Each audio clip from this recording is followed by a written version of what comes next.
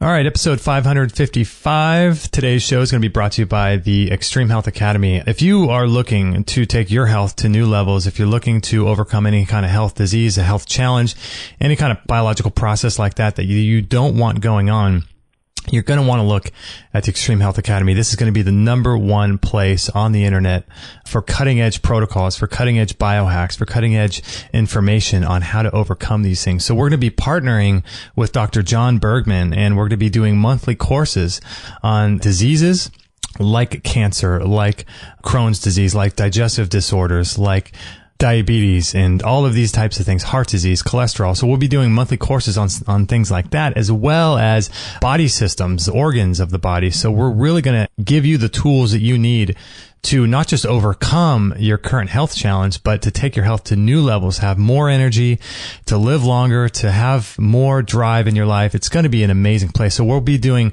group cleanses every quarter. We'll be doing in-depth protocols. There's going to be quick wins. There's going to be monthly Q&A, mastermind sessions, webinars. There's going to be a forum, a community. So if you guys want to learn more about how to take your health to new levels, it is just absolutely imperative that you check out extremehealthacademy.com.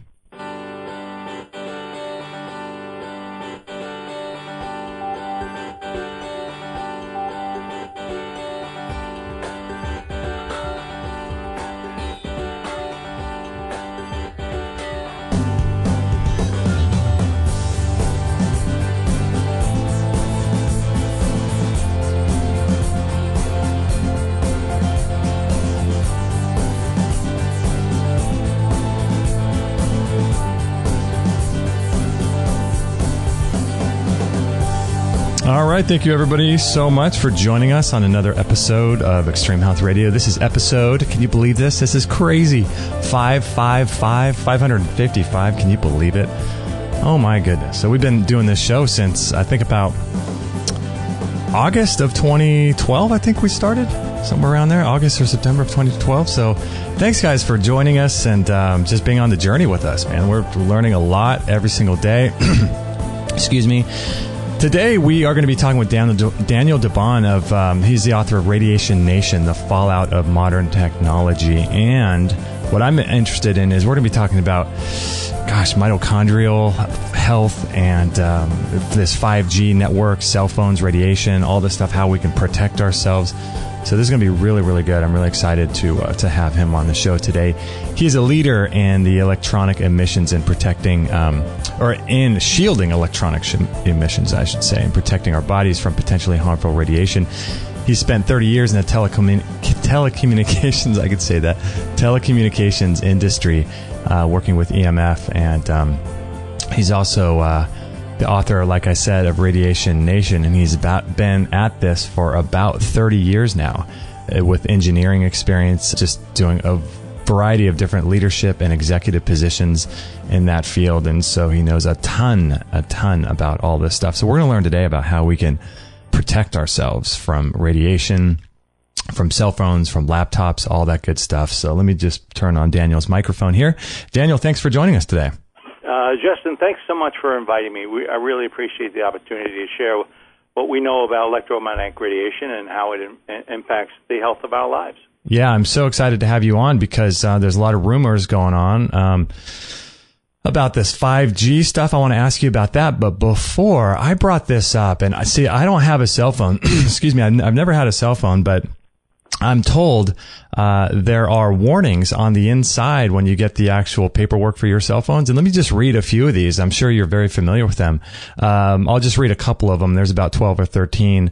I'll read one from Motorola. It says, when not using an approved body-worn accessory, always keep your cell phone more than 1 inch from your body. And here's what the Apple iPad says.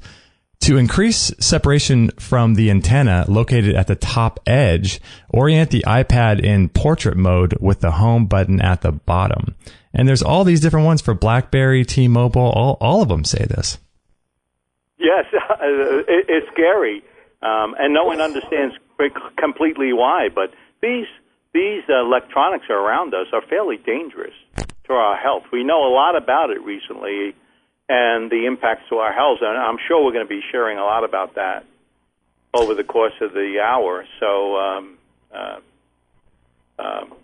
when you have a device close to your head, cell phones, for example, they are transmitting information to a cell tower. That's a radio frequency signal. That's what they call that, an RF signal. But I got to tell you, it's about a 2.4 gigahertz in the 2 gigahertz space. It's just that's the range. Remember that roughly 2 gigahertz space. Okay. A microwave oven. When you put a piece of meat in a microwave oven, it heats up the water, oscillates the cells, and those cells heat up and cook your meat. That's at 2.3 gigahertz. It's the close to identical transmission from your microwave. In fact, the RF signal is a microwave oven. So why are they telling you to keep it away from your head? Well, it's pretty simple. It is going to heat up your head by at least 2 degrees based on the standard. So, but the erroneous part of what they're putting out, if I'm correct, is like you just said, they're only really looking at heat. They're not looking at anything further than that, are they?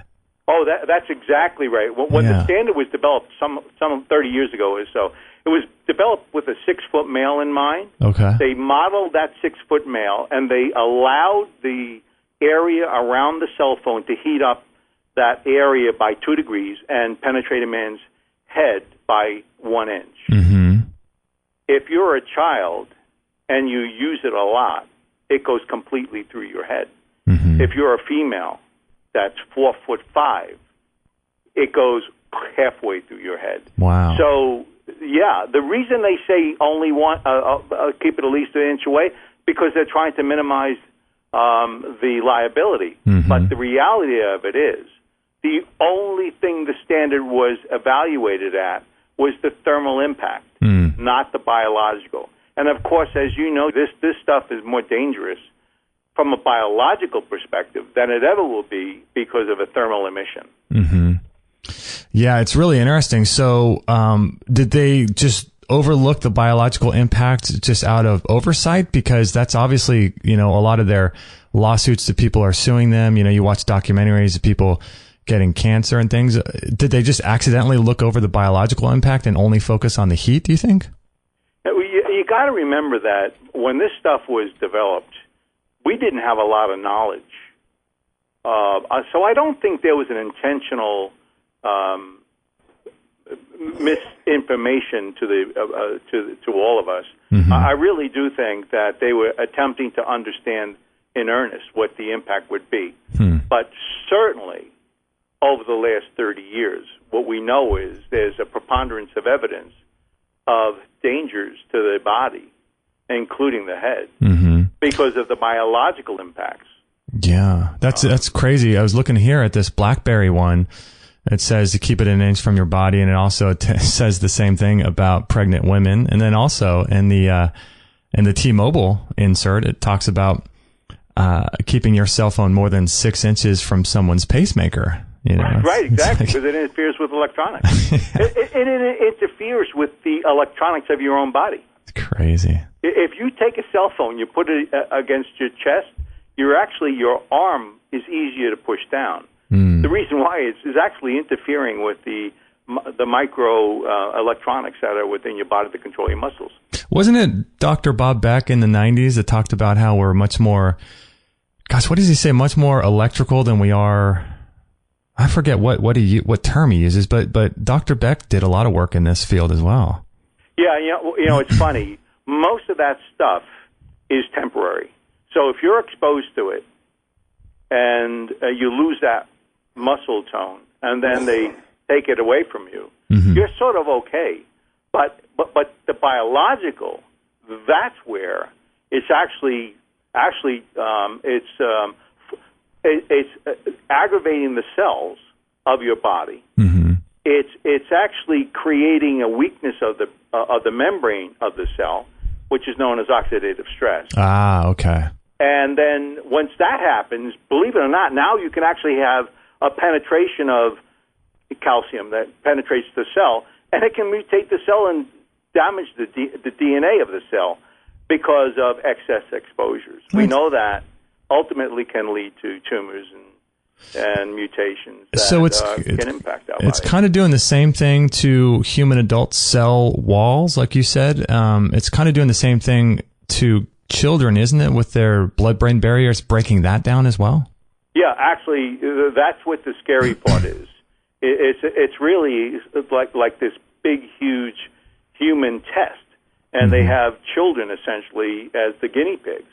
As I said before, 1-inch penetration to a 6-foot male is very different than a full penetration of a child using a cell phone at 6 years old and completely running through their head. We really don't know the long-term impact because, honestly, this stuff hasn't been around for that many years, 10, 15 years, right? I know. Yeah, I mean, only really 10 years. I think the smartphone was only, when did that come out, like 2005 or 6? Yeah, it's really been fairly recent. And all these electronics that are around us are emitting these things, the Wi-Fi, your tablets, all that stuff. It's really been only in our lap for the past 10 years. In fact, it was something like in the late 70s or something, it was less than 30% of the country had cell phones. Now, more than 99%. There are more cell phones than toilets in the world. It's all of a sudden pervasive in our lives. Wow. Yeah, I know that is such a gosh, it's such a fascinating thing to see the rise of this entire industry, even just in the last, I mean, cell phones were around 20 years ago, but just in the last 10 or 15 years, this rise. And so I'm curious with the kids, is it still an issue if they're touching the iPad or they're touching, the laptop or something like that? Is that an issue, do you think? Actually, it's less of an issue. When you talk about the impact of electromagnetic radiation, you really talk about how it impacts your use. And a child that's using it is very different response than you have. But the reality of it is your fingers are very resilient of emission. So if you're texting, for example, your fingers are pretty safe. In fact, the way I like to think of it is you never heard of anybody dying from electromagnetic radiation tumors in their hand. That's because they're really pretty durable. It's really the very, very short tissue of the body that you worry about, like the frontal lobe of the brain, like the heart. Those are the more exposed, like the womb, like the groin area of a male. Okay. It's the soft areas of the body that you worry about most. That's so fascinating. So this is such a touchy subject because people love their cell phones. And like I said at the beginning, I've never had one. I have no intention of ever getting one, but I love what they are able to do. I mean, they're amazing devices and I have nothing against them. I just don't want one, or for lots of other reasons outside of the EMF issue. But with all that said, what are some of the other issues in terms of, so that it's breaking down the cell wall a little bit, it's breaking down the blood-brain barrier in children. What else is it doing, do you think, to our bodies? I think people need to know this. We know for sure. Actually, we're somewhat of a colleague of many in the science community. And there's a Dr. Ali Johansson out of Sweden, probably one of the most well-known experts in this space. And he's been observing over the last few years, which has been collaborated with other research, that it's not just the cell that's being impacted. We also know that while it's doing all that, the immune system is being deteriorating. It's suppressing the immune system. And that actually is part of the long-lasting problems that we have with exposures. In fact, the origins of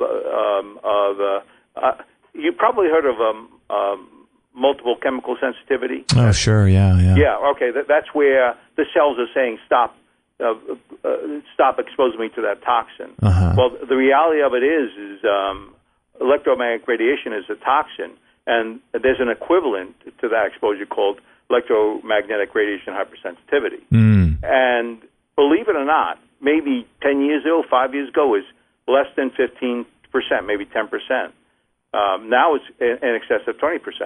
So the cumulative exposures to the immune system itself, as it weakens, hurts you more and more when you get exposed. Yeah, that's interesting too, right? Because that's sort of more of a systemic effect, right? Yep. Like the immune system's weakening, and then, it doesn't really matter. You can just get a cold, and, that cold turns into something massive. Yeah, that's exactly right. And it's really only recently that we actually have begun understanding the mechanics of that suppression. Mm-hmm. And that is, and it makes sense because if you're electromagnetic hypersensitive, you tend to, it gets worse over time. And what's always true is you're never born with it. Mm-hmm. So what's happening? It's exposures, it playing with your immune system to some extent. Yeah. So that's, and by the way, Dr. Ali, that's his expertise, is electromagnetic radiation hypersensitivity. Yeah, maybe we'll look him up. That sounds interesting. He's a wonderful guy. Yeah, He's just really a leader in this space for us. That's great. I know that in Europe, there's the cell phones, the signal strength doesn't go out as far from what I understand. And I also understand that at some point, the United States, I'm not sure if you can speak to this, but the United States, when we were first setting up our electrical grids and everything, chose the 60 hertz frequency, and that was shown to be the most damaging of the frequencies we could have chosen. And Europe, I think, uses a different frequency. Can you speak to that at all? And if that's affecting us? Okay. It is absolutely true. Europe is much smarter than we are as a population. They actually required that the standards restrict the strength of the signal by half.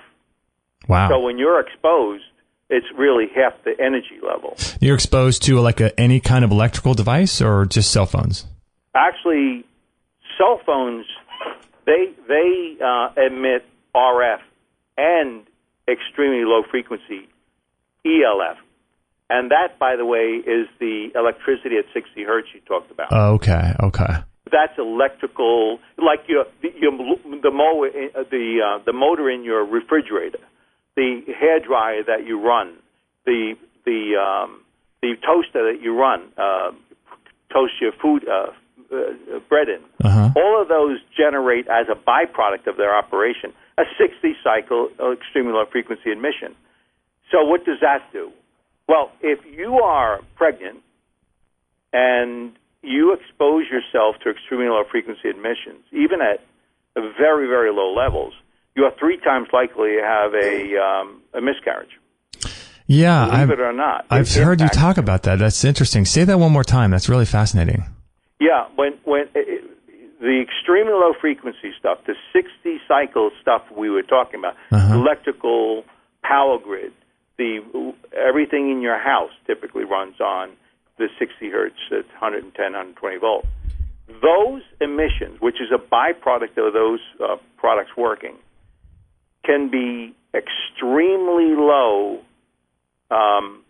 strength level. Mm-hmm. And if it's close to a pregnant woman, they're 3 times as likely to have a miscarriage as a result of that exposure.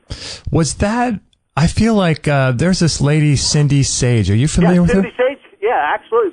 She's out in California with you guys. Oh, cool. Yeah, I feel like I heard some of the same stuff. Maybe she was the one that I first heard about the study from.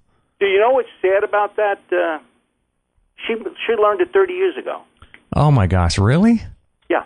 It's not a recent observation on her part. And I think she said something about a 16 or 18 milligauss or some sort of... It's actually 10 to 15 milligauss. Oh, my gosh. It's a really low stuff. And in fact, by the way, with Cindy Sage, she, Dr. Carpenter, they are all part of the Bio Initiative, which is a organization of experts, world experts, that study every year the current understanding of the research community in this space. Wow. So you may want to invite your audience, your listening audience, to go to the Bio Initiative group and look and see what the most recent research has.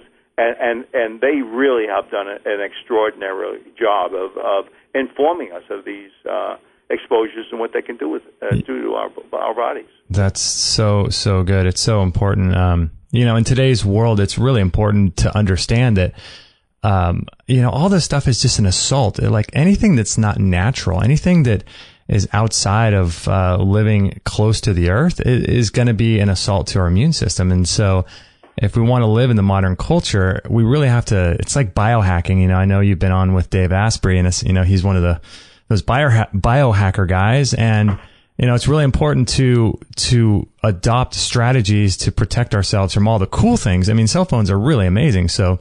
But it's important to adopt, these sort of strategies so that we can live in harmony with these things, Yeah, and in fact, Justin, the way I like to think about it is a cow doesn't generate emissions. That is, nature itself doesn't create electromagnetic radiation. Everything we're exposed to essentially is the stuff man created. And up until 10, 15 years ago, there was no big deal because nothing was really, really close to the body.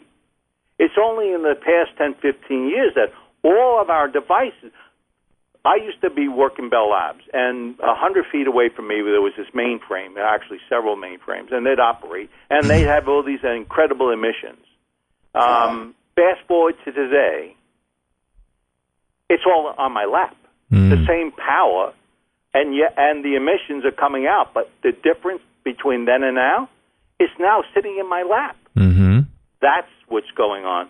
That's what's different. And as you point out, preventative strategies for protection is really, really important for you to sort of evolve when you're using all these technologies around us every day. Yeah, we'll talk a little bit more about those near the end. I'm curious, there was a recent study, I'm sure you're familiar with this, they said about around 350 kids, 350 children, anywhere from 6 months to 4 years, found that just about all those children, 96.6, used mobile devices, and most started using them before the age of 1. Isn't that nuts? It's really... That's crazy. I hate to talk about the impact of children because it is a major world experiment. And with these ages... So last year, the National Toxicity Program, which is a division of the federal government, they did a study of transmitters, cell phone transmitters. And those transmitters were against an epidemiology group. And it was a significant $25 million study. They had isolation chambers. They had all sorts of stuff. Wow. And what they found was, depending on the length of time they were exposed, there was a 2% to 13% increase in frontal lobe tumors, as well as heart tumors that converted to cancers. So you said 2% to 13%? Yeah. Wow. How come everyone doesn't know that? That's crazy. It's really, really no question whatsoever that there is now studies confirming that there is direct links to our health, which is negative. And now we expose our children to those same emissions, and theirs is a lifetime of exposure. Mine was 10, 15 years, 20 years. Theirs is a lifetime, and we don't know the impact of it. I mean, that's not even getting into like training the child's eyes and not to see blue light or to get it, to remove a child from the imaginative state that they're always living in, and then looking at a screen and letting the screen dictate what they're going to see. It's like, think of it this way, Justin. Think of it this way: when you have one bee in the room, let's say that bee is one transmitter from your cell phone, and that's the only one in the room. That one bee won't kill you. Right. If you have 1,000 bees in a room, 1,000 bees will kill. Guess what? That's going on in a school classroom. All these kids are now being required to have tablets and laptops, and they transmit to the Wi-Fi, commercial Wi-Fi, repeaters that are in the room. And so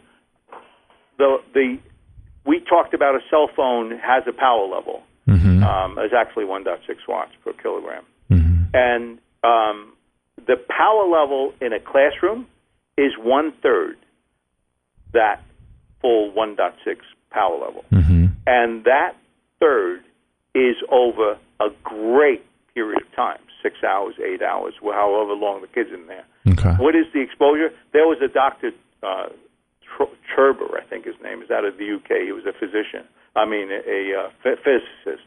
He did RF weaponry design.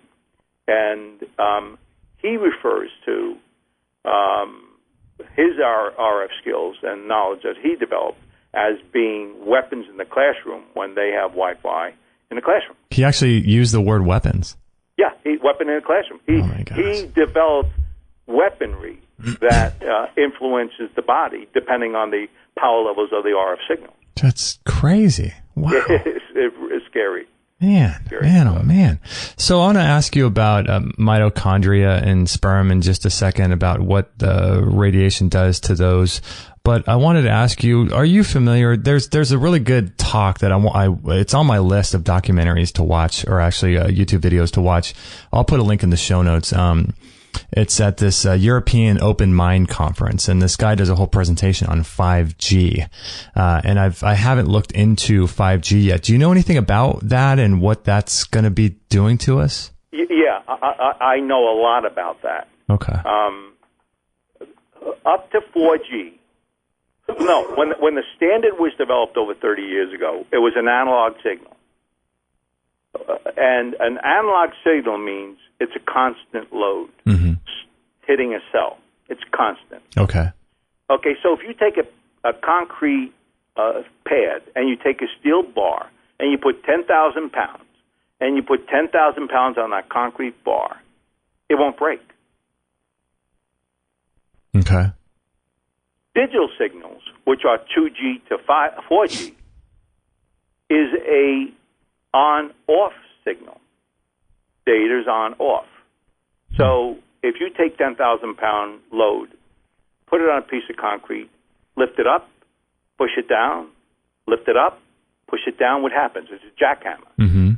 That jackhammer will break the concrete. Well, that's what it's penetrating your cell. That's why all of a sudden there's more evidence of that, because we have these digital signals that are actually bombarding the cells, and that's what's breaking those cells down. It's a jackhammer function.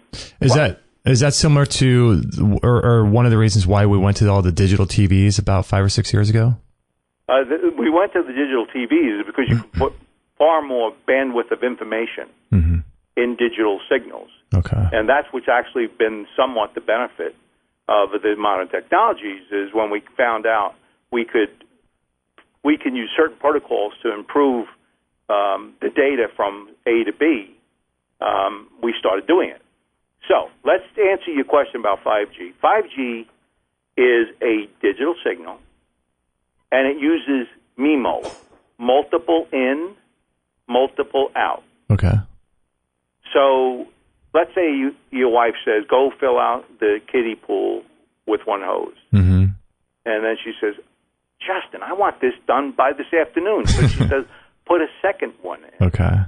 So you put two. Now you've filled it in half the time. Well, that's what it is. Two digital transport within the signal. So where you had one jackhammer, you now have two. And by the way, you're also moving up the spectrum from 2.4 for the 2 to 3 gigahertz range to up to 60 gigahertz. To 60? Up to 60 gigahertz, yeah. 60, from 2 or 4 to 60?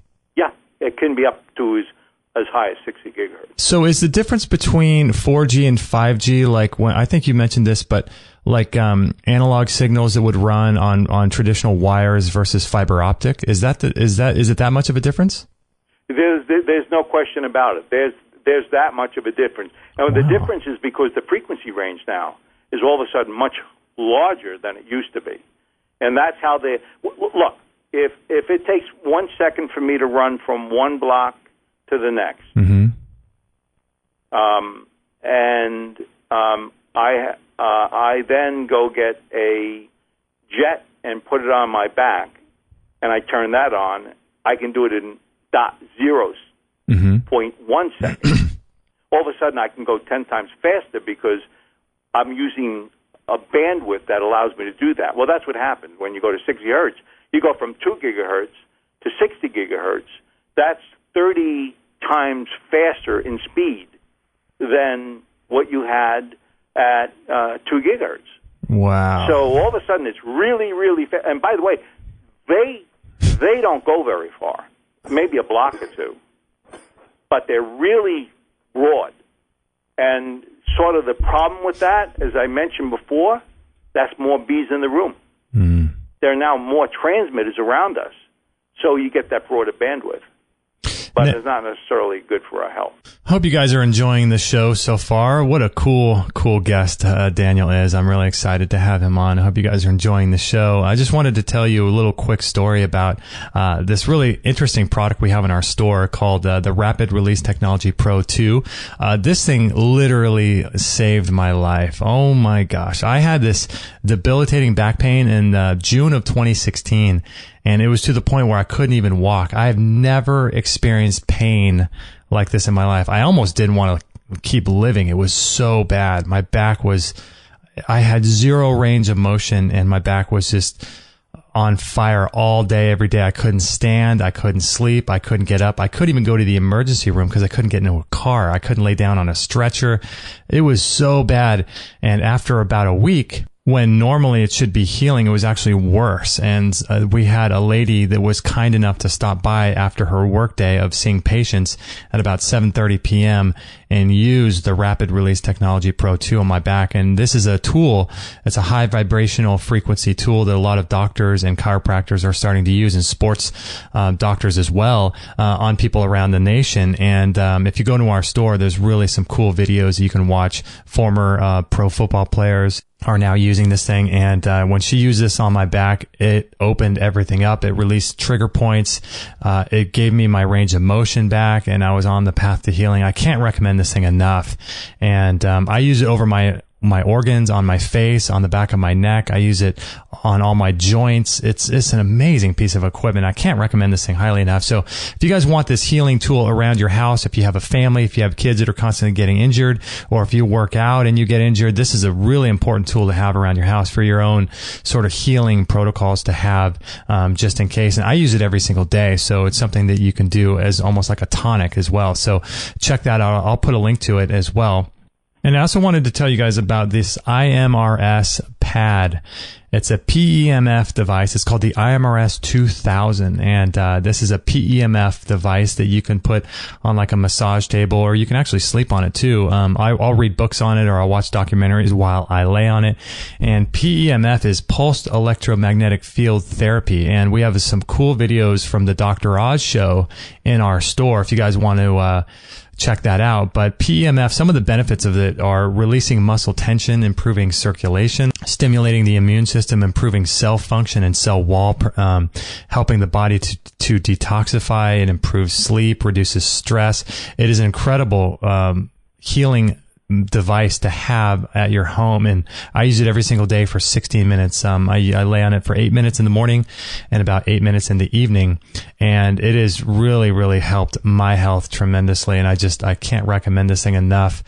It's just such a cool thing to have, and I'm so glad we have it. And they offer financing as well. So if you buy it through our link in our store, you can use the code EHR upon checkout, and you'll be able to talk to Bryant Myers, who's been a frequent guest on the show, talking about it. And what we've done is we put all of those videos and links and stuff like that on our show, actually in our store. So if you guys want to check out the PEMF device, I would highly, highly recommend getting one of these for yourself and for your family as well. Now, I've got a couple questions in regard to the 5G, because, man, I mean, it seems like this stuff is just put on us and we have no choice. So the 5G, what is the upside? Like, does it mean that we'll get better technology or quicker computers, or are they going to go to 6G, 7G? I mean, where does it end? Do you know?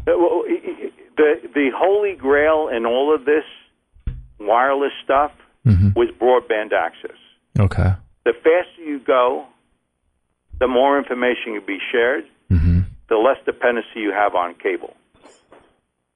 You don't need any cable anymore. You'll have a transmitter that'll transmit your movies, your cable service. Everything will be done wirelessly. That's the holy grail. Okay. It's eliminating the costly plant. It's really expensive to keep that plant running. So are they going to? Are they going to go to like 6 or 7G? I mean, where do they end, or do they end? They probably don't. I don't actually think they do, but I know over the last 30 years that the 5 was the sort of the objective. After that, it's another leap. Is it? Okay. But you get everything you need. The holy grail is met with 5G, and also that's the positive, and the downside of that, of course, is we really don't understand what's going on. And in fact, when the FCC was reviewing the standards, there were many of my colleagues who actually went to Washington to fight it. And at that time, there was a fellow by the name of Wheeler. Wheeler was the chairman of the FCC at the time. Oh, wow. Well, guess what? He was the chairman of the CTIA. It was a wireless telecommunications group for 15, 20 years. And then he ended up being the chairman of the FCC, and that's who approved the 5G. Gosh, it's like a revolving door. It's like politics, isn't it? It really is. It's like incestuous politics. Yeah, like political figures will work in politics for a while. They'll be in Congress, and then they'll work on the board of Monsanto, and then they'll go back to Congress. Right. Literally, that's exactly what happened. Oh, man. So the thing that concerns me about 5G is, or any of these things is, you know how like if you were using your computer that you used in 1994 to access today's internet, there's no way that it could handle all of that data that's coming in through the wireless or through, all the high speed internet access and stuff like that. So the computers have to be more robust and they have to be stronger and powerful.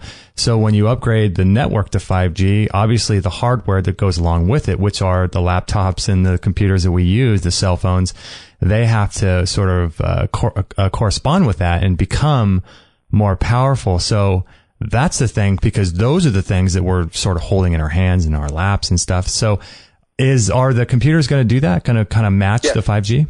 Yeah, it's funny the way you describe it, because that's sort of exactly what it is. We all thought 1 gigahertz of data was a lot of data 5 years ago. I know. And now the 4G can go up to 10 gigahertz. You can go 10 meg of data can pass through your there's delays and stuff, but it goes pretty fast. Wow. Well, now we're talking about leaping that by 30 times. And what will happen is our computing platforms will evolve as well. And in fact, IBM just recently almost quadrupled or 4 to 5 times processing speeds now because of their work in quantum theory, quantum mechanics. Oh, wow. And so they actually broke that barrier.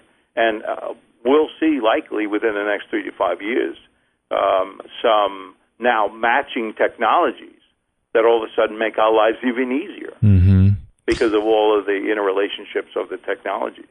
Yeah, it's fascinating because when you look at like cell phones and computers and iPads and things, I mean, the only real, I guess merging with humans and transhumanism and things like that and merging man and machine is the ultimate goal, it looks like. But until that happens, I mean, how much smaller can you get? I mean, the size is pretty much what it is.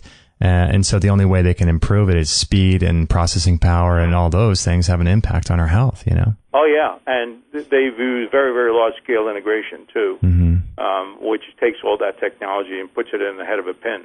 Gosh, so crazy. And all those things are happening. And honestly, I don't know if you recall when you had your first XP, it was, almost the size of a desk. I remember. Now, you have 10 times the power in your cell phone.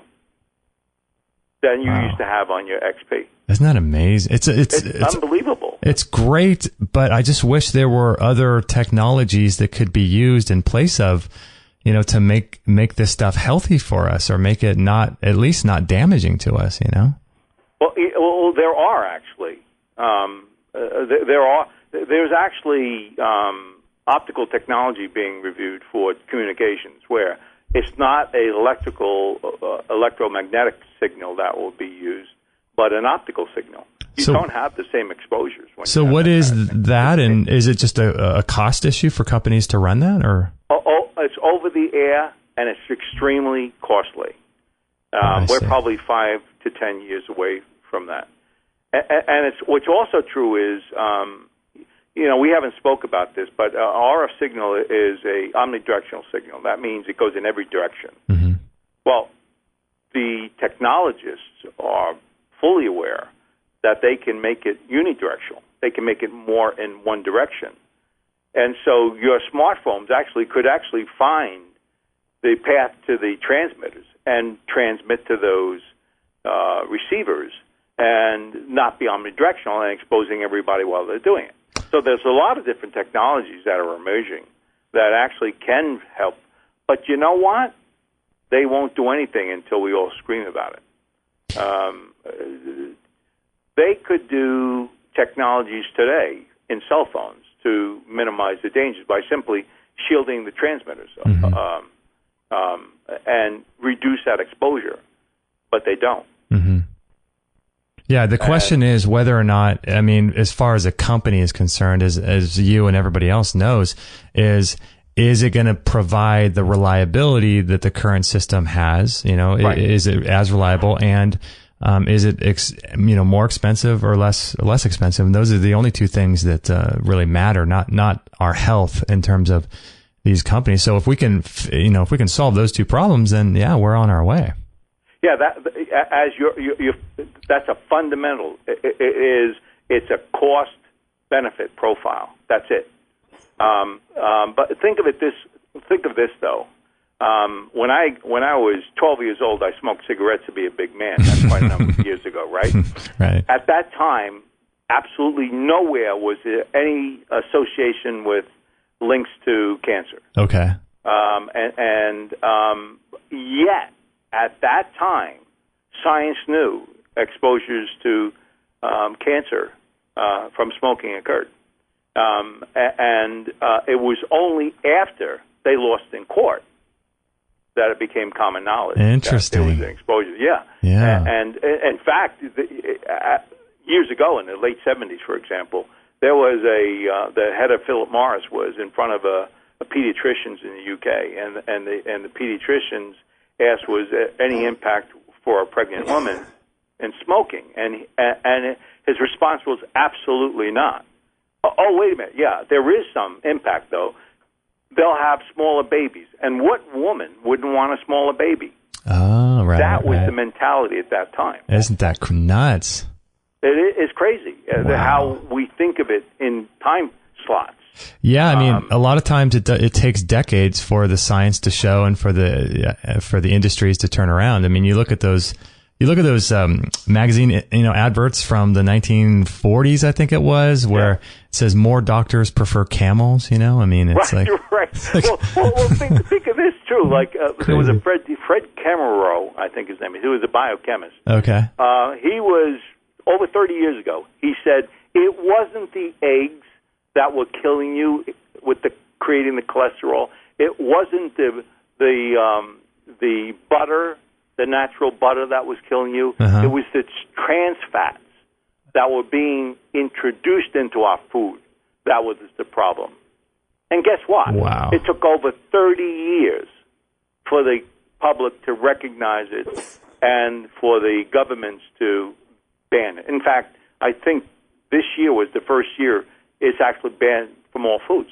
Wow, that's 30 years. It takes. Yeah, that's how long it takes.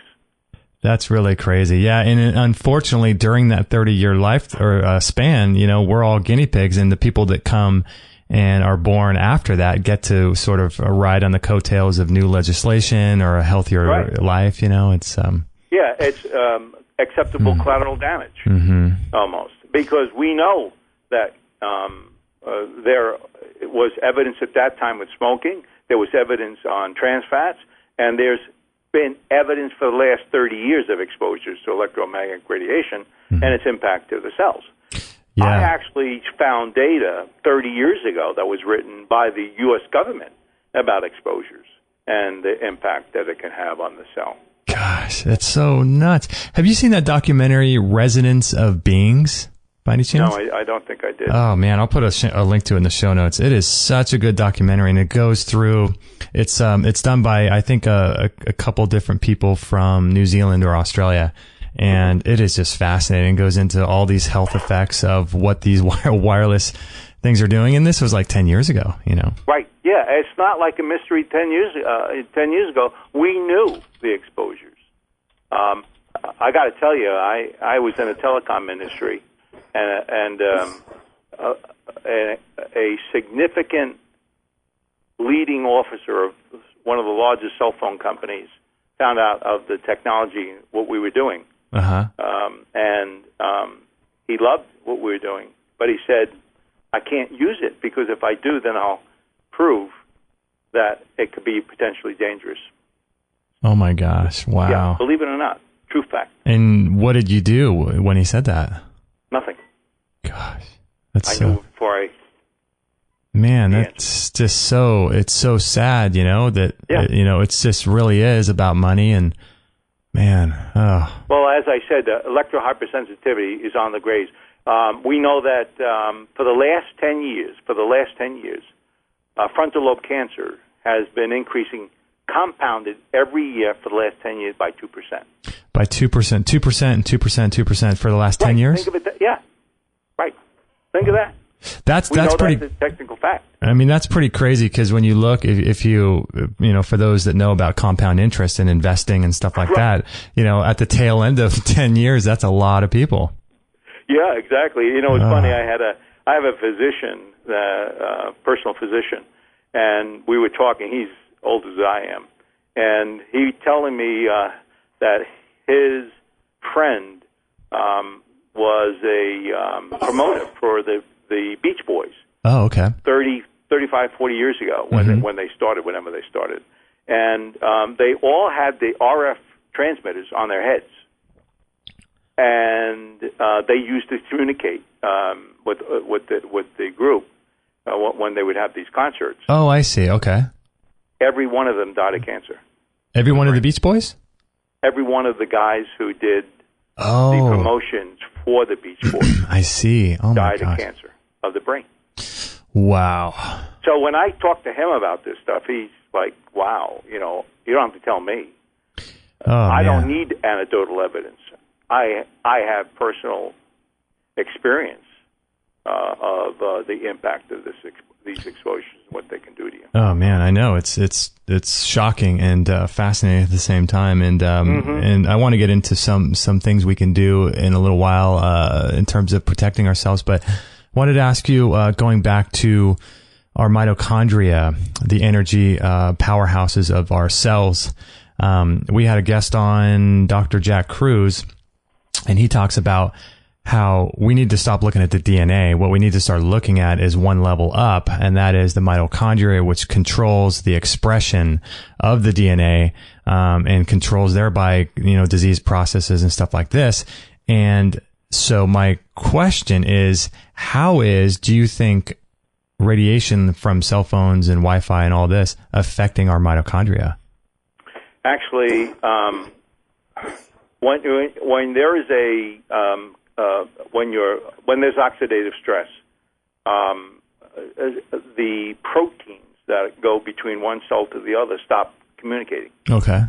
And so there are functions that are now being affected, which are important for healthy cells. When you have exposure for electromagnetic radiation and it's with a cell phone that's right next to your head when you sleep, what's going on? It's not just affecting the cells of your brain and your body. It's affecting the processes of creating melatonin. so you don't sleep. So it's the processes within the body that oftentimes are stressed, and as a result of the stress, the system is out of sync. And I often have a business associate, chemical biochemist, and we talk about the higher level functions actually being impaired as a result. And honestly, you can't predict the ultimate outcome to an individual because it's unclear the direct relationships to those exposures. So there's no question about it. Now, I'm curious because when you were saying that, I was thinking to myself, I wonder if I go on and I could look at PubMed and see if they've done any studies. Are they doing really any studies like this? Because, I mean, the only good that can come out of a study is bad news, for these telecommunications industries. So are they actually doing any studies, like real studies about this? Well, it turns out that independent study is really leading the charge. Okay. Sanction studies, industry sanction studies, tend to talk about it. In fact, I mentioned to you Wheeler when he was the head of the DCIA. He actually had a physician said, "Go find out if there's a problem with cell phones." He goes out and he says, "My goodness, I went through the world and I found so much data, and it says it can impact the health of an individual using the cell phone." He ceremoniously fired the guy, destroyed his career, and so there's been a consistent management of data we get from the public. The ones that are most limited are those that are done by the industry. Those that are not tend to be a discussion about impact. It's only in the last 5 years, by the way, we know the breakdown of the cell under exposures. Oh, really? Or not. Yeah, we up to that point, we've not really we've noticed it, but we didn't know the mechanics of the breakdown. But it's funny when you talk about a breakdown of a cell. X-rays are referred to as ionized radiation, and what they do is they break the cell up. It actually knocks the electron out of its orbit, charges it, and thus called ionized. That we know the next steps for. It's only in the last 5 years we've found out that the breakage of the cell is not the same. Yeah, we talked about calcium penetration as being the source of nitrite buildup and so on. But it's ultimately, after that, the same. So it's as serious as exposure to X-ray over time under the right exposure conditions. You've got to be careful about it. Now, how long do you think someone should work on a laptop, or assuming they're unprotected in any capacity, if just the average person, how long? I mean, different people say different things in terms of holding a cell phone up to your ear and stuff like that. So what do you think about that? Yeah, in fact, let's talk. I'm going to answer that question for you in the context of other caution. Okay. We talked about the bees in the room, right? Right. Turn off the bees in the room if you don't need them. With a cell phone, for example, you have a Wi-Fi, a Bluetooth, and a cell phone transmitter. Turn them all off, except for the transmitters for the cell phone. Your routers, turn them off at night. Any device that's generating a signal, all you got to do is turn it off, and that reduces the number of bees in the room. So always think about where are the bees in the room and how do I turn them off. Okay. If you don't turn them off, there are two other components you got to worry about: time, duration, and distance. Okay. The distance is, you take a cell phone and you touch it. There's 1.6 watts per kilogram penetrating your head. If you take it and move it 1 foot away, 80% of the potential dangers to your cells are gone. Just 98 by 4 foot. In other words, interesting. Okay. It's exponentially dropping with small linear movement. Interesting. Okay. Yeah, so distance, just put it farther enough away from you, and you're pretty fine. Durations of time, if you use a cell phone for 5 hours, you're far more likely to have impact to the cells than you use it for 15 minutes or less. Mm-hmm. So you really want to always be less without any protection. Mm-hmm. These are simple rules. Remember, reduce the number of bees in the room. If you're going to use something, when you're not using it, make sure it's far enough away. When you're using it, make sure it's far enough away if you can make it that way. And if you're going to be using it directly against your body, make sure it's a very small period of time, 15 minutes or less. Now, you asked me about sperm before. Mm-hmm. A male sperm is immobile after 3 to 4 hours of exposure to a cell phone or a laptop emitting RF signals. Really? 3 to 4 hours, completely immobile? 25%. It's been replicated in many, many studies. And women. There's an exposure to women that can have far-reaching impact. In fact, some physicians talk about it in the context of a catastrophe yet to come, because they talk about the womb, the egg of a young teenage girl being exposed for many, many hours, and the cells be damaged, DNA damaged, to her subtending family members over time. So there's a potential for pretty serious stuff. We talked about having a pregnancy and having a miscarriage as a result of exposure, but there's other impacts as well that can occur to the female womb. Yeah, it's so interesting because a lot of what we talk about is disease prevention and natural remedies for things and stuff like that on our show. And, what we're talking about is, for as much as modern medicine and modern science knows, all we have the ability to do is to monitor, to regulate, and to manipulate the physical expressions of an invisible process. So, like disease, cancer, all these things it's some sort of invisible process, right? That causes a specific egg in a woman to be the one that drops and to be able to be fertilized by the sperm. It's some sort of, we don't know what's causing that specific egg to do that or that sperm to do what it does. It's some sort of invisible process. So all of this stuff that's going on with mitochondrial dysfunction and Wi-Fi's, all this stuff is an invisible process as well. And so, golly, it's even more dangerous in my opinion. Yeah, well, the way I like to point it is you can't see it, you can't smell it, you can't hear it.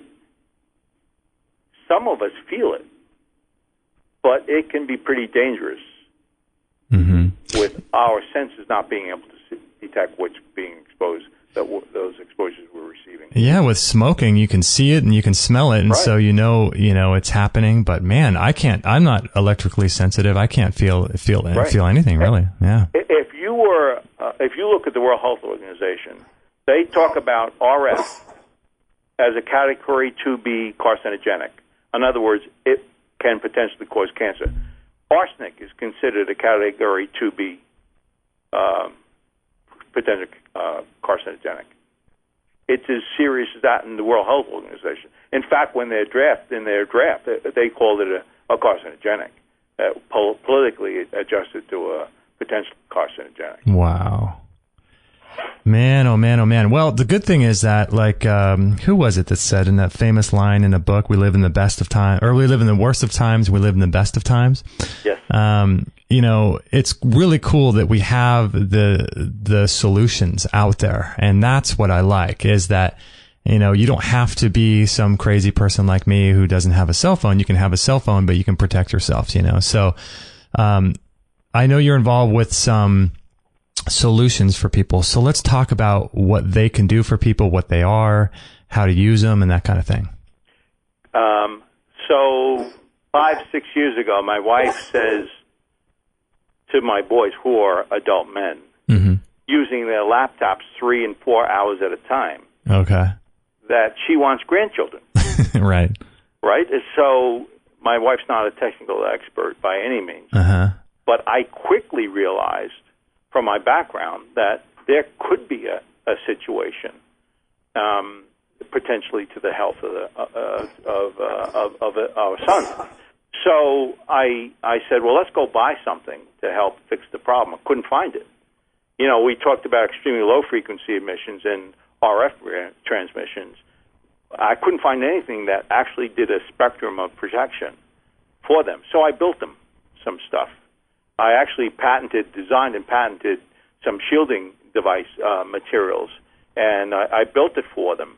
And then their friends wanted it, and their friends. And all of a sudden, I began building products as a company.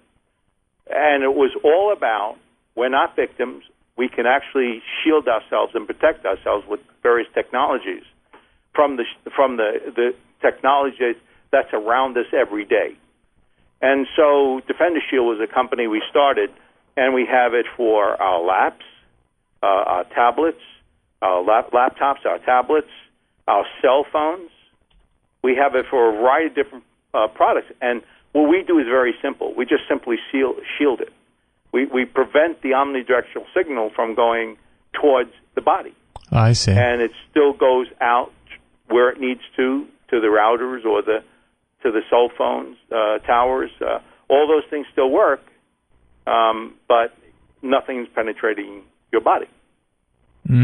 That's cool. So are they still being emitted or receiving transmissions omnidirectionally, just not below you, right? Or below the tablet? Right, exactly. And remember, anything that touches you is the most dangerous. Anything that's a foot or more away is relatively safe. Okay. And so that's a paradigm of all of our products. When you have a cell phone to your head, it's not touching your brain, but it is being transmitted out towards the towers, and it works. Oh, okay.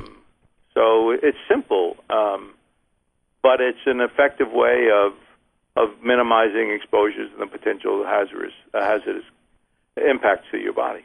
Are you at liberty to say what's in the pads themselves, or can you not? You know what I did?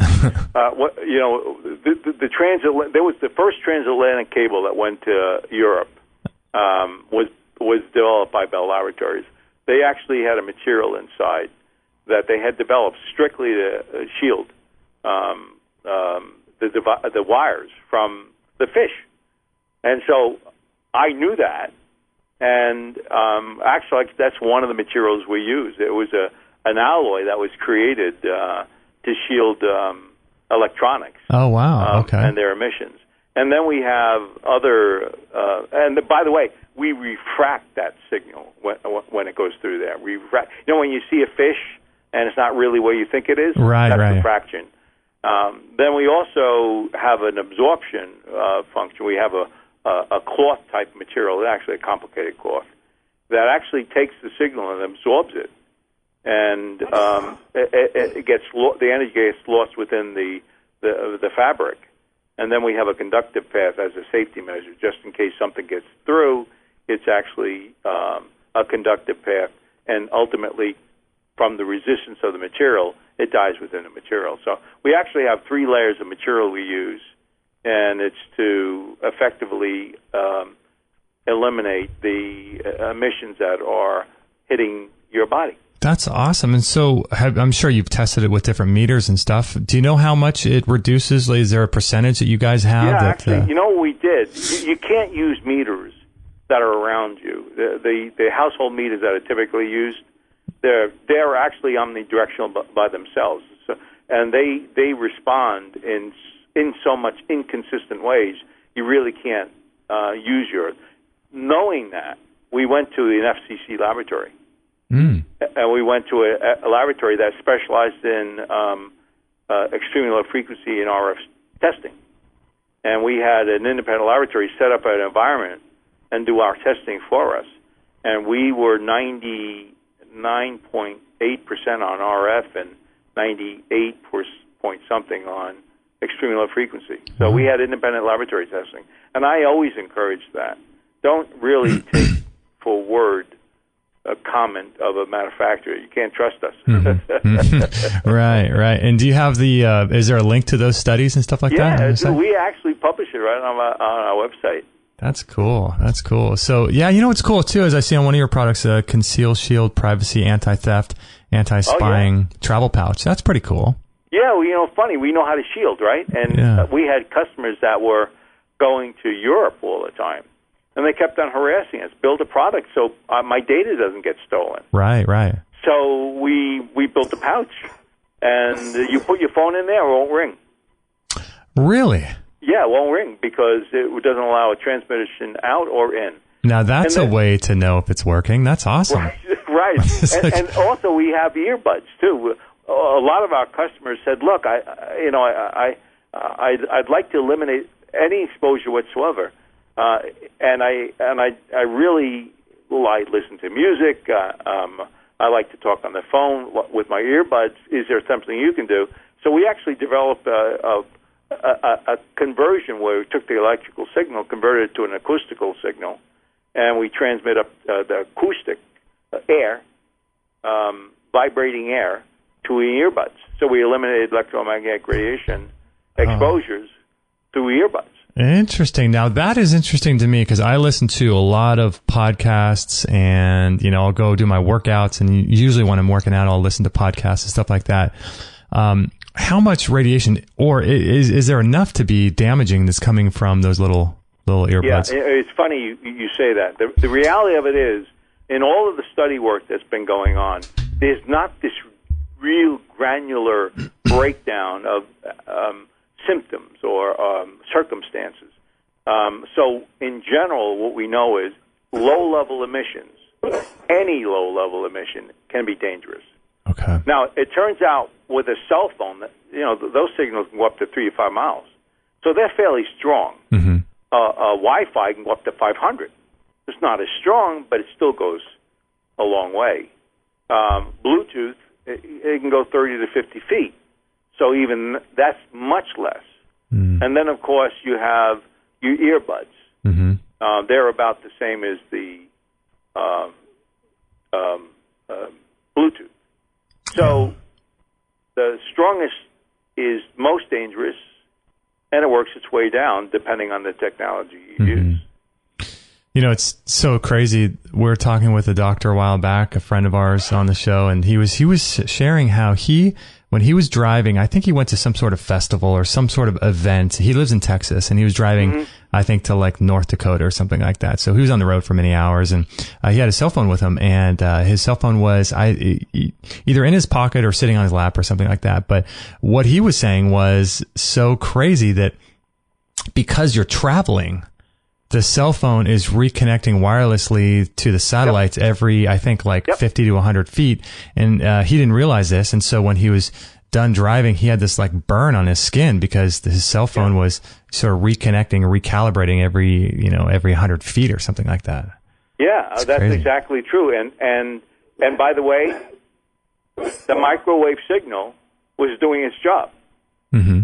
Because it was at what happens is it goes to the maximum strength. Okay. The way to avoid that, take it out of your pocket, put it on the passenger seat, and you're fine. Well, you know what, too? I still wonder sometimes when people have these devices and they're inside an airplane or they're inside a car or a train or a subway of some kind. Essentially, it's like a metal tube. Is that trapping all of the radiation inside there, do you think? Yeah, actually it happens. The cell phones, they modulate power levels, low, medium, and high. Okay. So when a cell tower is 50 feet away from you, it's on low. If it's a mile and a half, it's on medium. I see. If it's 5 miles, it's on high. Okay. So the energy level is built up to try to connect. Well, when you're in a car, the signal can't get out because the whole body of the car is acting as a power source inhibitor. So it actually jacks up the power to get out. I see. It's jacking that power up that becomes more dangerous to the user. But reality of it is, you move that at least 3 to 4 foot away from you, and you're pretty safe. I wouldn't panic about it. Yeah. Yeah. I think that's the biggest issue a lot of people have, especially in today's world where we know the dangers of things, and so if someone gives them a microwave, thing or food or something, they just sort of panic because, the microwave is going to kill me or the cell phone's going to kill me, all this stuff.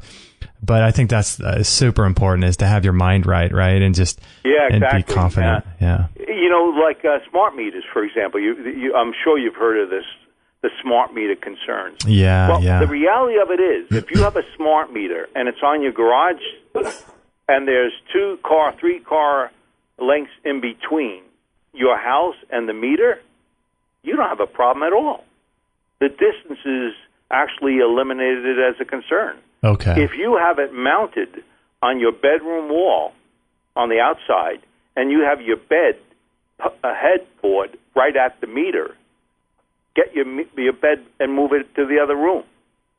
Simply by creating a little distance, you solve the problem of danger. Yeah. So you don't panic. You sort of just recognize where the bees are and deal with those bees. Yeah, that's so true.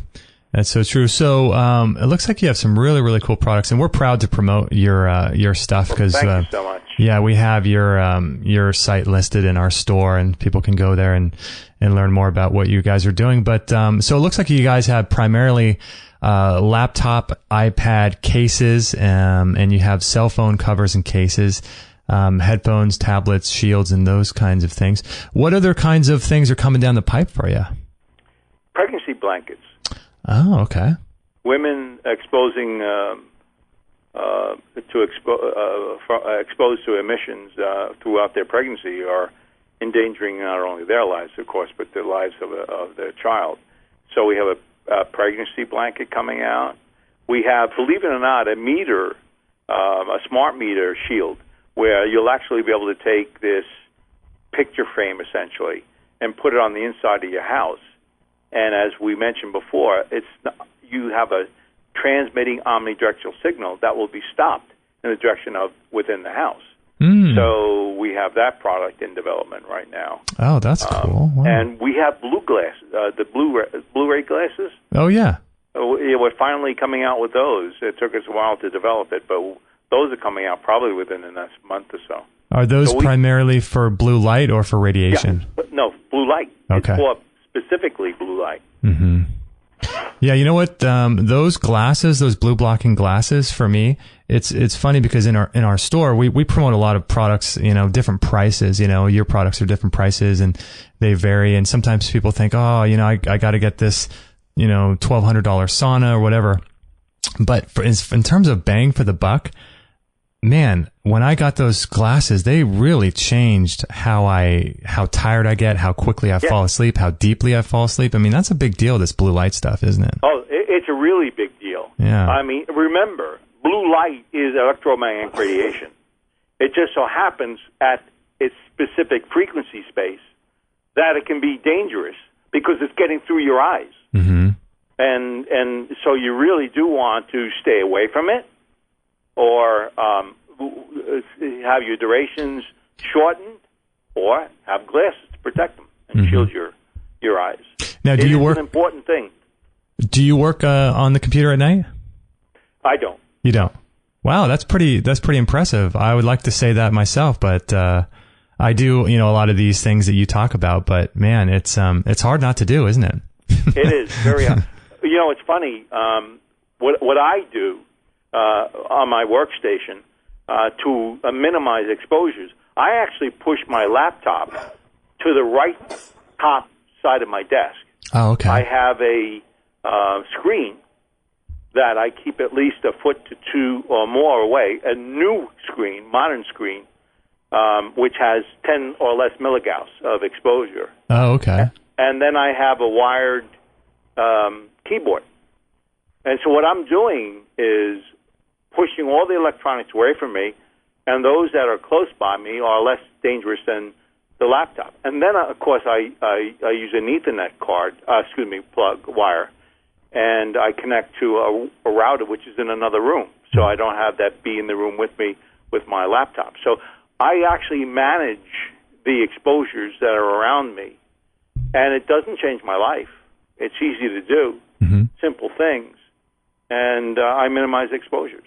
Have you gone so far as to hardwire your internet connections to different areas of your house? Oh, yeah, exactly. That's what you've done? Well, you know, my wife likes watching Amazon TV. Okay, right. I ran a Ethernet cable from our router in the other room into the living room, and we don't use Wi-Fi. Oh, we use smart. the Ethernet. And guess what? It's faster. I would imagine than the so. Wi-Fi. Yeah, it's faster, right? And you have no minimized exposures, and of course the TVs.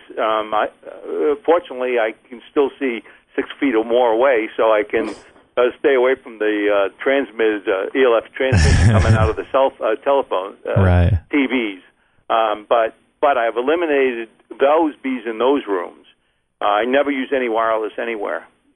Yeah, that's something that's on the list for us to do. I think you can get, we turn our wireless off anytime we're not using it, but still, that's the next step for us is to sort of hardwire all of our rooms. I think you can get any sort of electrician or cable person to come out and do that, right? Oh, yeah, exactly. And by the way, you know, on your router, I have a timer on my router. So it goes off at 10 o'clock because I go to bed early. Oh, wow. And it comes up at 5:45 in the morning. It just turns on. Oh, wow. Simply by turning it off. You don't have to worry about plugging it, unplugging it, forgetting about it. You just eliminate the bees in the room. Yeah. By putting a little timer. You can put timers on anything. Yeah, that's a smart way to go, right? Because if you are going to use, you know, the wireless, one of the things we tell people to do, like you just said, is, man, you got to turn that thing off at night. Right. That's imperative. Yeah, we know for sure it screws around with your melatonin. Mm-hmm. Doctor, I can't sleep. Turn off your router. Yeah.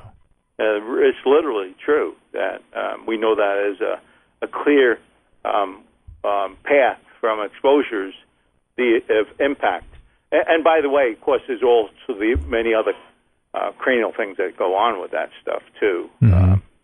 But this stuff does mess around and interferes with functions in your body.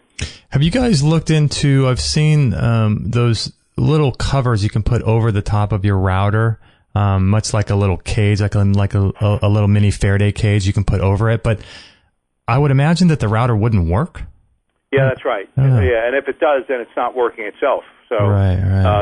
There are potentially some things that can be done. Mm-hmm. The best of all, move it where the least amount of family members are at any given time during the day and night. Mm-hmm. And you could put it in a garage, and these routers they go throughout the house fairly readily, and you're relatively safe. Mm-hmm. So you got to be careful where you put those routers. And now those, one of the we were talking about technologies before. One of the things that has been done, actually with manufacturer in Europe, is they actually have the capacity to turn off the transmitters unless it's being tickled to turn on from a application, a browser, for example. So they've eliminated the bee in the room simply by turning the transmitters off until it's needed. When it detects a request from a laptop, for example, it turns those transmitters on. So simple things like that are actually emerging in the marketplace, which actually will help as well. Oh, cool. So let me make sure I understand that correctly, because that sounds interesting. So if you're using your computer and your wireless is not on, as soon as you, let's say, open up your browser and you try to, detect an internet connection of some kind, and if you do connect wirelessly, then at that point, the wireless will turn on as well. That's exactly how it works. I see. Okay. Yeah. That was the discussion we had a little while ago, was what can be done. Well, when there's enough of us making noise about the problems that are being created, solutions are emerging in the marketplace. Mm-hmm. Mm-hmm. Yeah, I mean, there are so many good solutions. It's so great to see. And, yep. It would be horrible if this 5G were being put on us and we had no solutions, Yeah, exactly. And by the way, with the 5G, one of the things that differs from most of the previous technologies is you have to go in front of a planning and zoning board to get approval for a site to be built out to have 5G towers. Okay. That's been traditionally true. That's not true these days. In so many states, they've circumvented those processes. And if it's in areas that are common for the towns, they don't need a requirement and permit to build. So that's unfortunate. That's why you got to really be careful and take precautionary measures yourself. Yeah.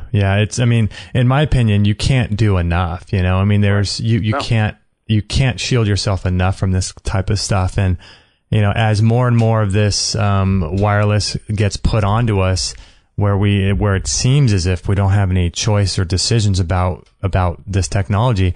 In my opinion, I mean, you really can't do enough. You really can't buy enough products and stand out and be grounded and do things that are more natural. You can't do that stuff enough, in my opinion. Yeah, I absolutely agree. I think I've mentioned this. We're not. We don't have to be prey. We can take actions to protect ourselves, and they're not that complicated to do and fairly easy and straightforward to follow through on. We should do it, even though I or you may never have a cancer to the frontal lobe as a result of a cell phone. But I don't know if you will be the one, your friend will be the one. I don't know. Science doesn't know.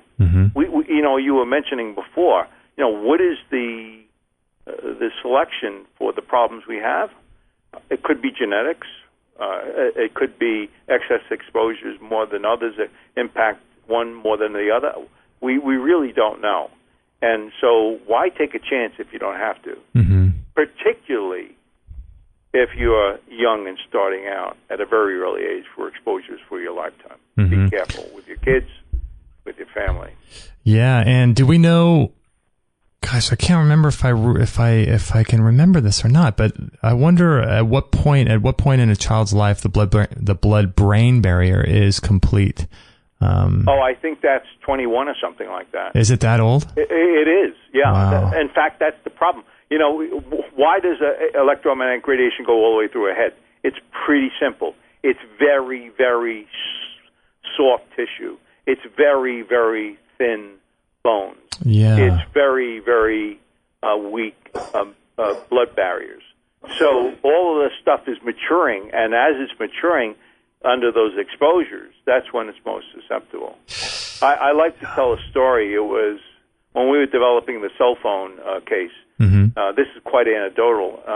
There was parents who bought a 6-year-old daughter a cell phone, and the long story short, within a year, she passed away from frontal lobe cancer. Oh, no. And how easy would have it been for her if she put it in speakerphone? She had it on earbuds. She used shielding. There were so many different actions she could have taken, and that 16-year-old wouldn't have died. Oh, man. It's that serious. I mean, it's not as if it's an academic exercise. This is serious. Yeah, serious stuff. Man, oh man, oh man. I got an email from Anne over at DefenderShield, and she mentioned that you wanted to put together a coupon code for people? Yes, absolutely. That's so nice. Yeah, please. We have a coupon code. I think it's actually been activated already, and the code is EHR10. Oh, that's so cool. And they get a discount from us as your listening audience, and we extend that. All lowercase, by the way. Oh, that's so cool. Oh, all lowercase. Okay, I'll make sure and put that in the show notes so that people know. Cool. That's so cool. Well, Daniel, thank you for your work and your innovation and creating solutions. Because you know what, there's so many people out there, and we need these kind of people, that are sort of the whistleblowers of our society that are like, the dangers of this, the dangers of that, and there are legitimate dangers, but there's even fewer people that are coming up with solutions to these types of things. So it's pretty cool that you're doing what you're doing and you're offering solutions and hope. I mean, how many people have you seen women jogging or whatever, and they have their cell phone right on their breast, and there's solutions for this stuff now. Yeah, right. I mean, they have a print within their breast of where they had their cell phone, and we know they become tumors. Mm-hmm. So, again, put it in your pocketbook, not your breast. Mm-hmm. It's a simple thing. Yeah. I'm so glad that you're doing what you're doing. That's and I love supporting your work. And it looks like you've done a lot of really cool podcasts as well. Been on some really cool shows. And that's what's encouraging too. I mean, there's so many great ways to get the message out these days. And it's not 1940 anymore. Everyone can broadcast and everyone can have a platform. And it's really encouraging in that way, isn't it? It's funny when we first developed our products and started selling into the marketplace. Do you know we were selling in Europe? Sorry, what's that? We were selling into Europe markets, not the U.S. Really? Nobody in the U.S. will buy. Yeah, because everyone's more aware of it there. Wow. So it was amazing that we do that. But then we were fortunate enough to start finding friends in the media space that would be that had interest in health and wellness, and had invited us to be part of their shows, and we appreciate that so much because this stuff is everyone should know about it. You should be aware of the environment we're in, as much as you are with non-GMO foods. Mm-hmm. Mm-hmm. As much as you are when you want to eat organic. All of these things help us all live a more healthy life over time. Mm-hmm. And by taking an understanding of the environment, it likely will be a little bit more to talk about it. Yeah, I know, right? That's the goal, right? Is to stay healthy and stay young. I wanted to ask you one final question. If people want to find out more information, like I'm looking at your homepage right now, and it shows a woman holding a cell phone next to her head with one of your shielding cases on. And the first thing that came to my mind was in light of what we just talked about, of not really doing or I should say the inability to do too much. Like for me, if that were me, I'd want to put one of your Bluetooth devices on that cell phone and still keep that cell phone, even though it's protected. Can people call up and ask questions like that? Oh, yeah. In fact, we consider it very, very important that we share accurate information to our customer base. Okay. And you call anytime, any question, and we try to be as helpful as we can, explaining a fairly complicated subject matter as simply as we can. In fact, by the way, that's why we wrote the book. We were somewhat frustrated that science knew so much, reports and studies were so clear for so many of the past 10 years. Well, that message wasn't getting across to those who needed to hear it. Mm-hmm. So we wrote a book, and much of it was based on our interactions with people trying to understand this stuff a little bit better and helping to enrich their own lives. So that's why we wrote Radiation Nation. Mm-hmm. We'll put a link to that as well. And what's cool too is with all of this technology and all of this kind of alternative health stuff that we're all into, it requires education, it requires learning the dangers of modern existing paradigms and ways of living. And it requires an education and learning and how these things, these types of things can help you, like exposures to, chemtrails or, particles in the air and sweating and how that helps. And so it does require a bit of a learning curve. And so if you really want to be healthy, you got to learn, right? Yeah, no doubt. We live in a time that has such an accelerated new technology so more rapidly than ever before. That means that we're benefiting in so many different ways, but it also means our environment's changing as well. Mm-hmm. Mm-hmm. So we really need to be aware of our environment and the new introductions of that, the technologies of those environments, particularly when they potentially can influence in a negative way our health. So I can tell you the federal government, there's no one that owns your life. If you use something because you think you're safe, think about the trans fats. A lot of people passed away from chronic illnesses because we knew 35 years ago that it caused health problems, yet it still remained in the market for 30-some-odd years. So this is not a unique pattern in our society. It always takes 10, 15, 20 years, maybe even longer, to understand the true impacts into our lives with technology introduced. So you really should try to keep your ear to the ground, listening and be aware. Yeah, definitely. Thanks for spending some time with us, Daniel. I really appreciate it. Thanks so much, Justin. I really do appreciate you giving us the opportunity to chat. Awesome. Hang on the line there, Daniel, and we're going to just close out the live show. And just want to say thank you guys for listening and for being a part of what we do. The show notes for this particular page will be extremehealthradio.com/ this one's really easy, 555. So it's 555 shows we've done. And if you guys would like to share this show with your friends, we would greatly appreciate it. And we're not telling you that you can't use the cell phone or that you shouldn't, but there are solutions out there. And so this is what we have talked about today. And if you guys want to share those solutions with your friends, we'd greatly appreciate that. So thank you guys for joining us. I'll be back on the recap in just a minute, but thanks for joining us and passing this show on to your friends. We really appreciate that. And we'll catch you guys on the next episode. Kate and I have had our sauna for about a year now, I'd say, when we first got it from Phil Wilson. And it's an incredible machine. We use ours about every single day. Kate sits in about 20 minutes, and I sit in there about for a half hour. Usually watch a documentary, and it's extremely relaxing. It's really an incredible machine. And if you go to extremehealthradio.com/sauna, you can learn all about it. We did an entire hour interview with Phil Wilson. You can check that out. You can look at the pictures of us with it. You can watch videos on that page. It helps you to sleep really well. You can lose a lot of weight with it. You can burn, I think, around 600 calories in about 20 minutes or so.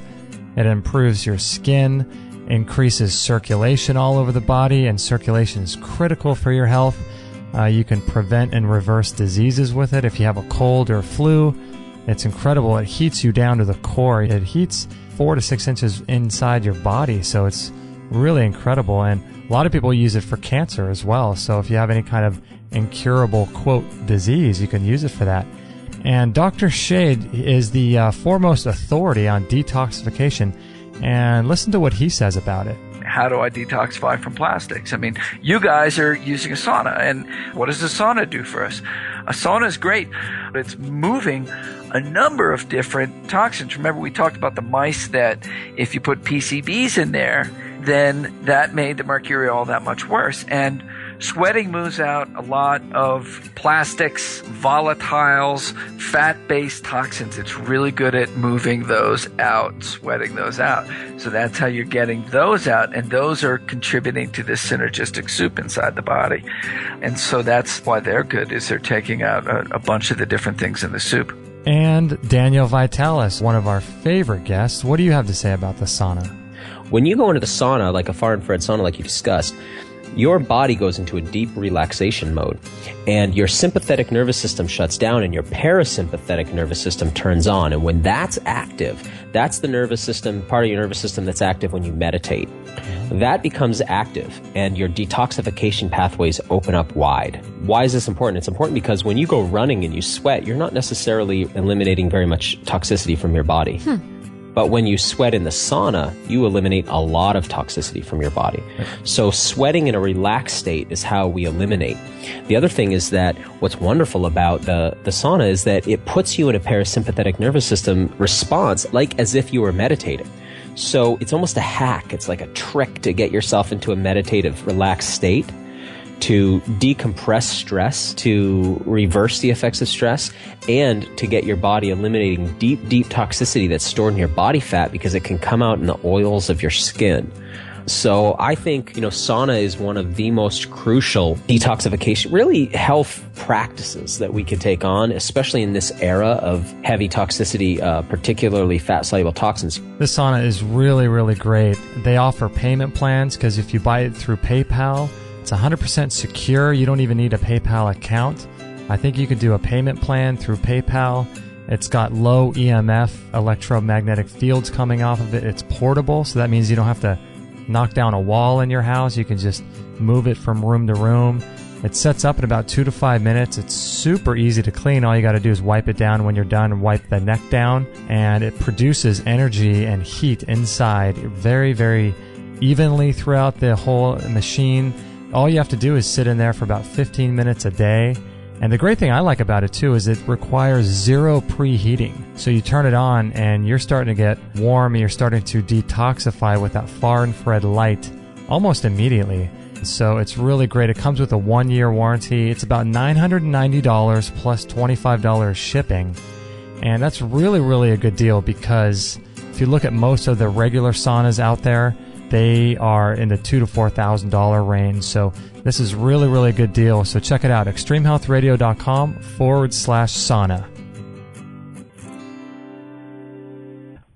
All right. So there you go. Episode 555 in the books. What do you guys think about that? That was really cool of him to offer that code EHR10 for 10% off. So, if you guys have any disposable income or have any desire to protect yourself, I think this would be an amazing thing to do. And what we'll do is we'll put this particular show in our store. If you guys go to our store, you'll see DefenderShield in there, and we highly recommend their products and support them and love their products, love what they do.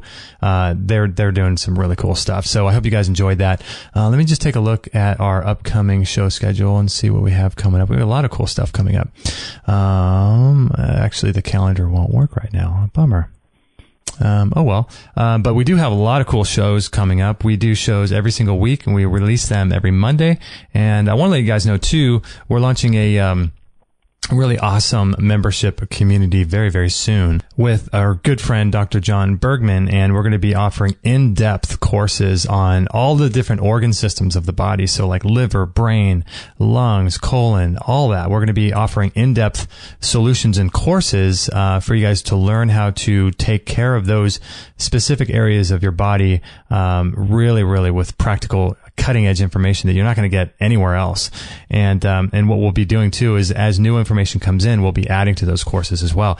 And so we're also going to be doing courses on disease processes like, diabetes and cancer and all these types of things, high blood pressure, cholesterol. So we will be covering those as well. So, and we'll be putting it up to a vote too, and saying what you guys want as the next course. And so, we're going to be offering these courses. We'll be offering Q&A calls, mastermind sessions once a month, as well as webinars, free webinars.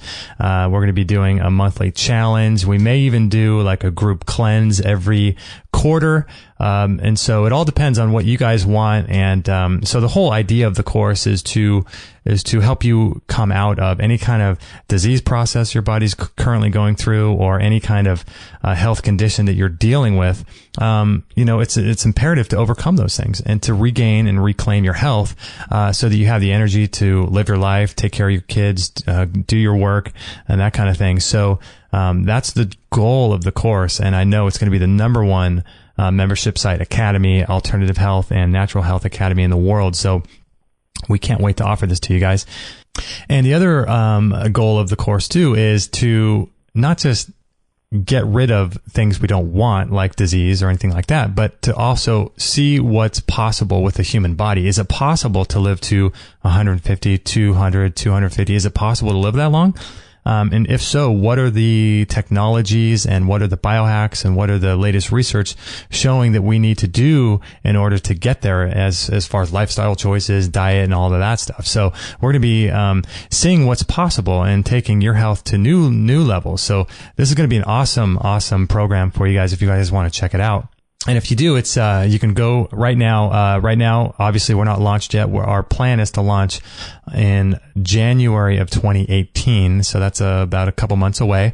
But you can get on the waiting list. And if you're on the waiting list, the good thing about that is that you will be able to get access to the cheapest pricing available. So, unfortunately, if you're listening to this in like 2018, 2019, since that date is already passed for you, that those prices are not going to be available any further. So if you get on the waiting list, and also just to make sure too that you want to be on the waiting list for that particular thing, because we're going to be offering the discounts to them. So if you're already subscribed to our newsletter list, that's awesome, and I highly recommend you do.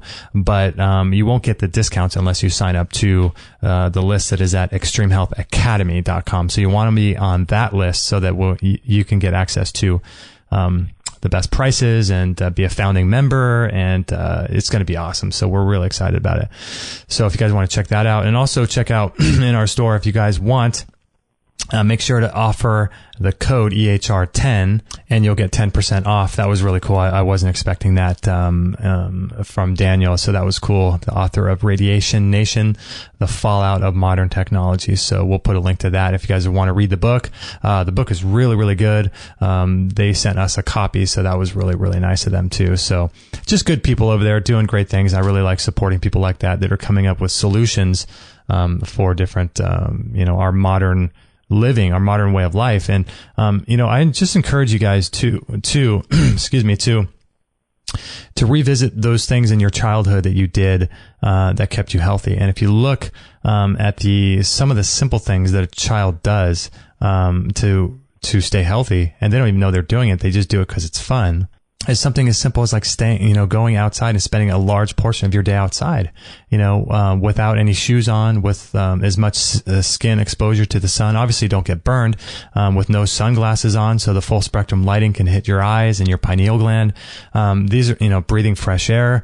I highly encourage you to adopt principles in your life that will take you back to nature. And that's, the further disconnected we get, or the more disconnected we get from nature, the more we allow and invite the disease processes of modern living into our bodies. And that goes from, the food we eat, to the thoughts we think, to the chemicals we're exposed to the indoor living, to the exposure to blue light frequencies, to the exposure to RF frequencies, all of these things, to sitting too long. Each and every one of those things in and of themselves may not damage you that much, but when you start living a modern life, driving in cars and, getting fast food, and all of these things are really taking a toll on our health, our longevity, and our ability to be there for our kids and to produce healthy kids, all these things, So I highly, highly encourage you guys to sort of take stock of your own life. Like, how much time are you spending outside? Are you protecting yourself from these types of things? Are you doing, things that can help restore your genetics and restore your DNA? Are you eating properly?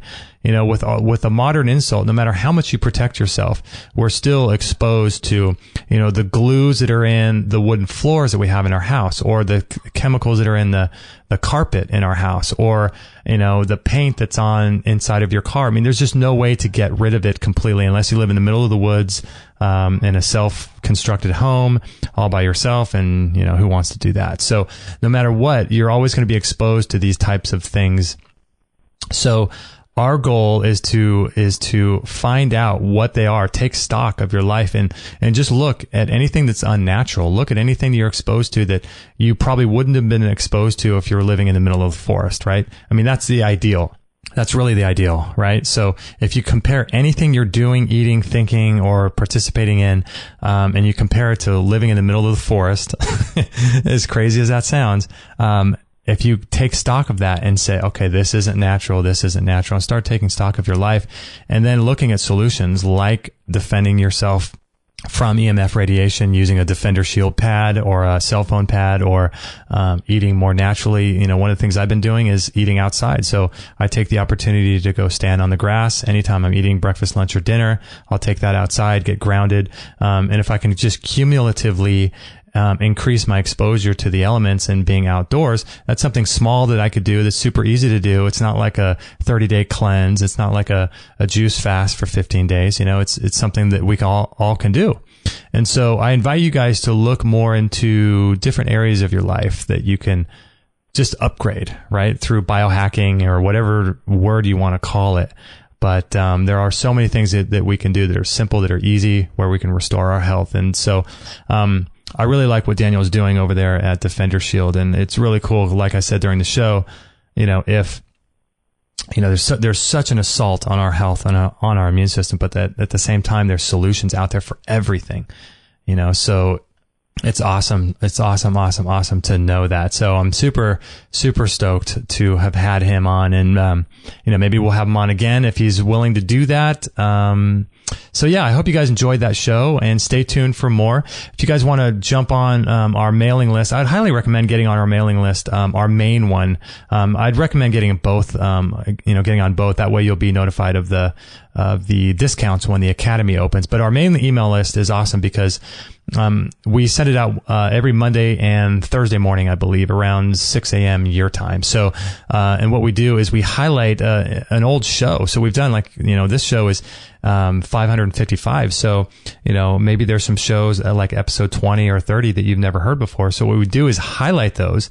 And then also in the email too is there's links to our previous 5 shows. So if you don't get a chance to listen or you're too busy, you know, if you open our emails and check them out, there's links to our previous 5 shows. So you get to, you know, get old shows highlighted plus our recent 5 shows. So there's always something good in our email series for you too. And we also let you guys know too of any discounts, Black Friday deals, any promotions that are running, any things that are going on in terms of the products that we promote. So if there's sales going on, we let you know about that, as well as any of the free summits that are going on as well. So oftentimes there's free health summits that go around, like the Truth About Cancer, or they do them for all kinds of different things like diabetes, cholesterol, heart health, all kinds of stuff. So anytime there's a free summit going on, that's available in our newsletter as well. So oftentimes people are really interested in specific subject matter or health concerns. And what's cool about the summits too is that they dive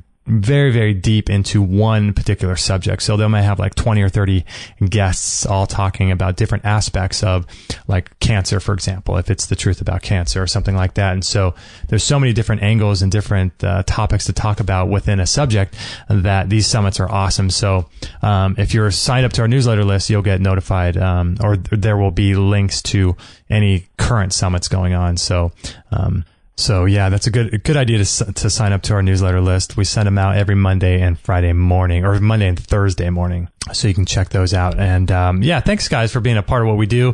Thanks for shopping through our Amazon link. I know some people have been asking recently, how can I support you? I don't really have any money, but I do shop on Amazon. You know, do you guys have an Amazon link? And so on the right-hand side of our website, if you go there, there's a link to Amazon. So thank you guys for your continued support and bookmarking our Amazon link and using it every time you make a purchase. Thank you guys. You know who you are, who support us via Patreon and PayPal every month. A lot of you guys send $1 or $2 a month, $5, $10 a month. So I really appreciate that. That helps so much. So thank you guys for that. And also thank you guys for visiting our store. I just want to let you guys know too, one of our recent items that we've added into our store that you may want to check out. And this is one of the other things that's kind of like along the lines of what we talked about today, but this is like cleaning the air inside your home.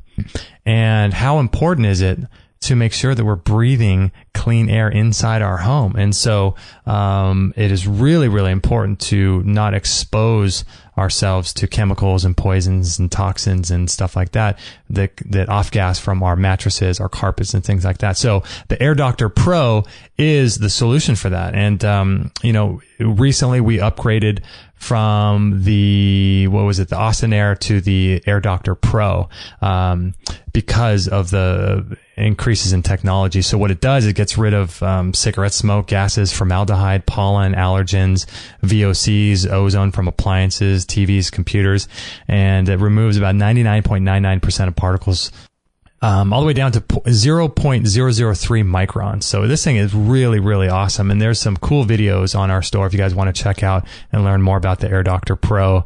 But that was the most recent product in our store. So thanks guys for visiting our store. It's how we're able to pay our bills.